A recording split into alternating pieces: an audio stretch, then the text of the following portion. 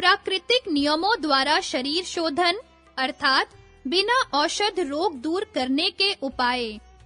पहला, प्राकृतिक जीवन, सादा प्राकृतिक खान-पान, शरीर की सफाई, ठंडे पानी से प्रातः काल स्नान, सर्दी गर्मी सहन करने का अभ्यास, सब कार्यों के लिए निश्चित समय विभाग, प्रातः और सायंकाल 2-3 मील खुली हवा में भ्रमण, भूख से कम और चबा-चबा कर खाना, सप्ताह में एक बार उपवास आदि साधारण स्वास्थ्य के नियमों का पालन करना।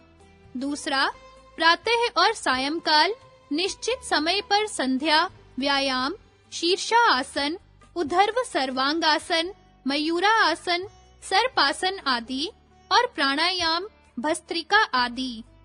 स्वास्थ्य सुधारने, फेफड़े, पसली, छाती आदि के रोगों को हटाने के लिए पेट का फुलाना, गर्दन, कमर, सिर को एक लाइन में रखकर सीधे खड़े हो, दोनों नथुनों से पूरे श्वास को बाहर निकालकर पेट को दोनों हाथों से दबाएं।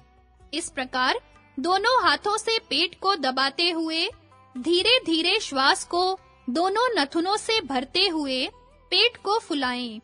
इस बात का ध्यान रखें कि इस प्रकार श्वास भरने से केवल पेट ही फूले, पसलियां और छाती बिल्कुल न फूलने पाएं।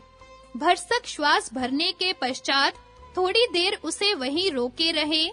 तत्पश्चात धीमे-धीमे श्वास को दोनों नथुनों से बाहर निकालें और पेट को भरसक दोनों हाथों से दबाकर अंदर की ओर सिकोड़ें।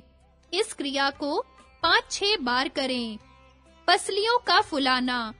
इसके बाद इसी प्रकार दोनों हाथों की हथेलियों से दोनों ओर की पसलियों को दबाएं। दोनों नथुनों से श्वास को धीमे-धीमे खींचते हुए भरसक पसलियों को फुलाएं। पेट और छाती बिल्कुल न फूलने पाए।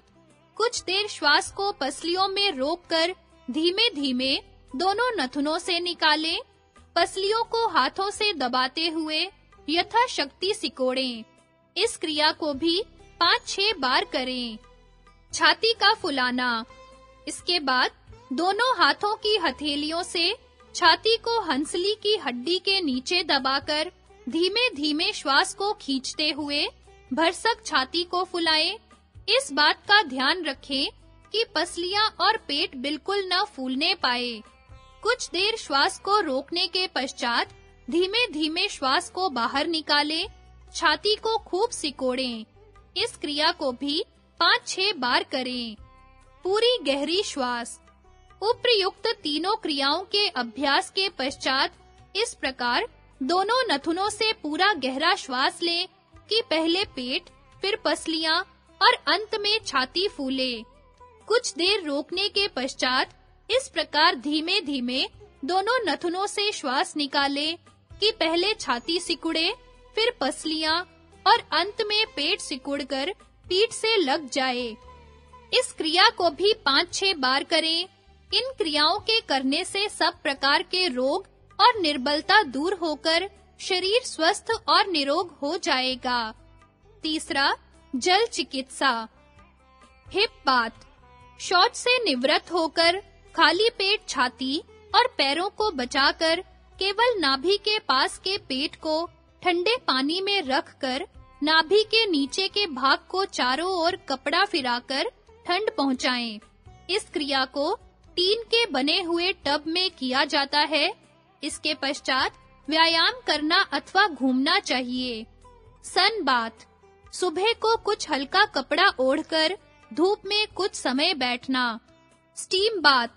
कभी-कभी अथवा ज्वर आदि रोग से ग्रसित होने पर कुर्सी या चारपाई के चारों ओर कंबल या कपड़ा डालकर एक चादर ओढ़कर बंद कमरे में बैठें।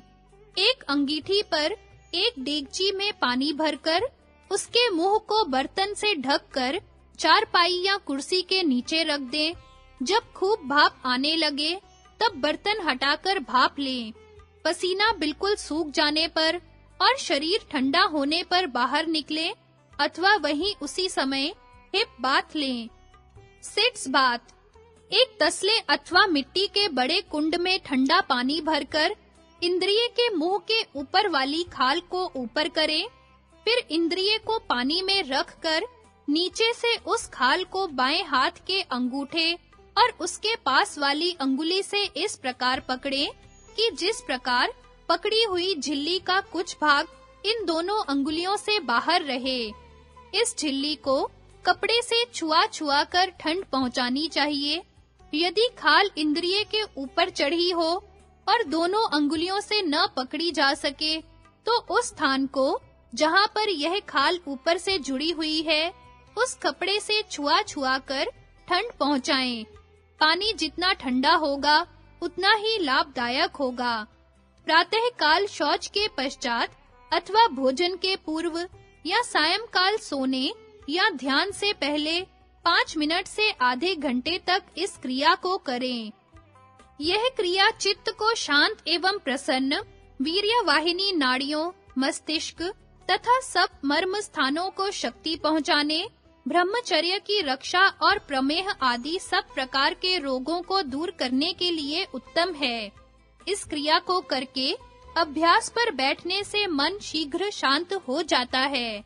शौच साफ लाने और आंव के निकालने के लिए एक रुमाल को लपेटकर पानी में भिगोकर अथवा गीली मिट्टी को एक कपड़े में रखकर नाभि के नीचे रात्रि को सोते समय बांधें। जब कपड़ा या मिट्टी सूख जाए तो उसे गीला कर दें। घाव, फोड़े फुंसी में गीली चिकनी मिट्टी लगाएं। छजना आदि में गोबर दही के पानी में घोलकर लेप करें। सूर्य विज्ञान। स्वर्गीय श्री परमहंस विशुद्धानंद जी महाराज सूर्य रश्मियों को स्फटिक यंत्रों द्वारा आकर्षित करके उनके संयोग वियोग विशेष से अद्भुत चमत्कार दिखलाकर पाश्चात्य देशों के बड़े-बड़े वैज्ञानिकों को विस्मित कर देते थे। उन्होंने सूर्य विज्ञान द्वारा असाध्य रोगों के चिकित्सार्थ बनारस में एक सूर्य विज्ञान मंदिर की भी स्थापना की थी। देश के दुर्भाग्य से इस कार्य के पूर्व ही उनका देहांत हो गया। सूर्य चिकित्सा। सूर्य की किरणों को विशेष रंग के शीशे द्वारा मनुष्य के पीड़ित अंग पर डालना तथा उनको जल आदि पदार्थों पर आकर्षण करके उनका स्वास्थ्य सुधार और रोग निवारण में प्रयोग करना बड़ा प्रभावशाली सिद्ध हुआ है। तत्व संबंधी तालिका समाधिपाद सूत्र 34 के विशेष वक्तव्य में पांचों तत्वों का रंग, चिन्ह, स्वाद, गति, परिमाण आदि बतला आए हैं। इन्हीं तत्वों से शरीर बना हुआ है। इसलिए इन तत्वों की स्वाभाविक परिमाण से न्यूनता या अधिकता ही रुग्ण अथवा अस्वस्थ होने का कारण है। कौन सा तत्व बढ़ा हुआ है और कौन से तत्व की कमी है, इसकी जांच नाखून, पेशाब, पखाने आदि के रंग से की जाती है। जैसे लाल रंग की कमी में आंखें और नाखून नीले रंग के, पखाना और पेशाब सफेद अथवा कुछ-कुछ नीले रंग का होता है।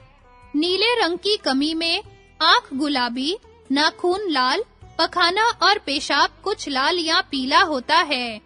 इसी प्रकार मनुष्य के स्वाद, स्वभाव, श्वास की गति और नाड़ियों की चाल से भी तत्वों की जांच की जाती है।